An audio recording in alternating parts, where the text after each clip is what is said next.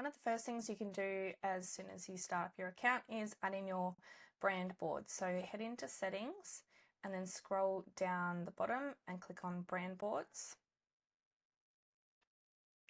And you can see that I've already created a few in here, but you can join me as I make another one.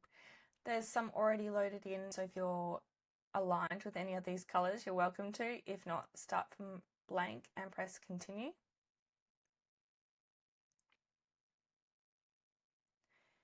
And we're going to upload your logo. For the menu navigation of your website, I highly recommend using a logo in a landscape orientation format.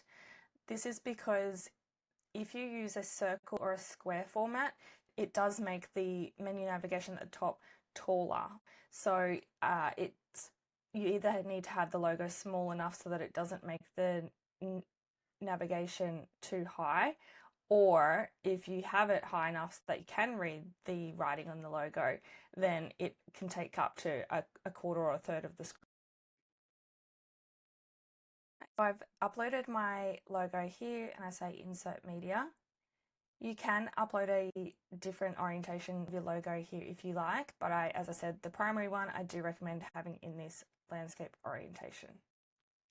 Next, we'll move on to the colors, and it's as simple as copying and pasting in the hex codes, or you can also choose your RGB code as well if you have it in that format. I also highly recommend naming your colors.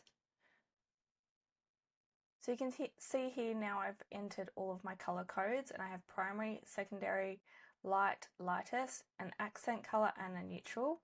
Black and white can be added in as well if you wish. And then next we move on to typography, which are your fonts. And for this one, I'm going to go with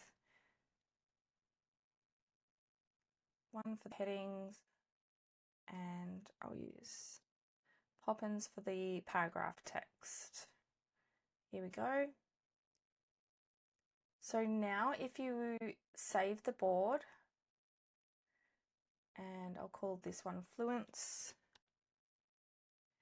Once you set it as default, it'll now show up with these colors and fonts in the branding for each of your websites and funnels and your email templates.